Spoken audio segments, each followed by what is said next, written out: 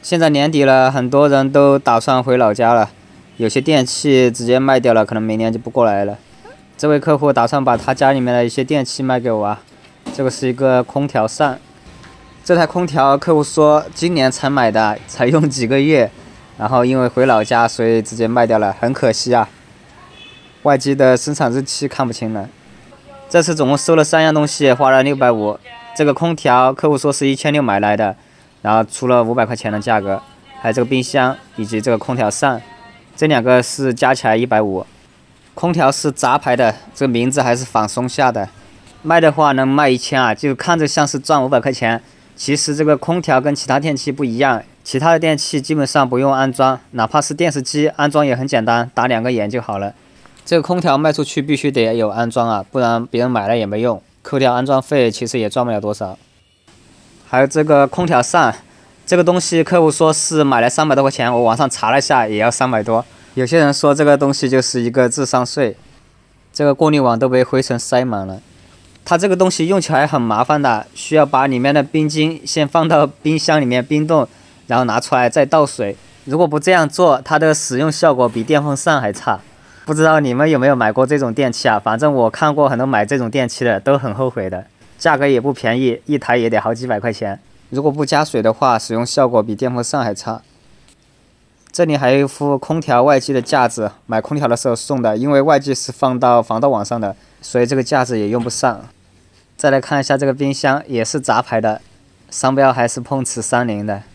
这种冰箱买一台新的大概800-900。当时在客户家也是没有仔细看啊，收过来我才发现有一些问题，比如说像这些门边框啊都生锈了，底部也生锈了。这个生锈的话会导致密封不严，耗电量会增加。还有它这个冷冻室的内胆，这里被捅破了，连里面的管子也露出来了，应该是客户除冰的时候拿东西铲破掉的。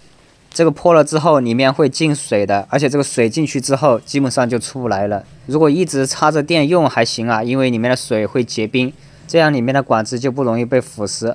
如果你把电拔掉，过一段时间，有可能这个管子就坏了，就是因为冰化成水，导致水跟这个管子发生反应。有些人应该有这样的经历吧，用着好好的，电一拔，再次通上电的时候，发现冰箱就坏了。这个冰箱我得以低价格趁早把它卖掉。不过现在年底了也很难卖掉，放久的话里面的管子真的是会跟我说的一样坏掉的。今天回收过来的3样电器就只有一个空调能够赚一点钱，冰箱跟空调扇回收价格有点高了。这个冰箱里面的管子如果放坏的话，那我只能当废品卖了。还有这个空调扇，它不带制热功能的，比电风扇还难卖。冰箱跟这个空调扇出这么高的价格，其实也就是补一下空调的钱，让客户心里平衡一点。给你们看一下这个空调的生产日期，是今年5月份5号的，生产出来有7个月了，但实际使用估计也就是1个夏天。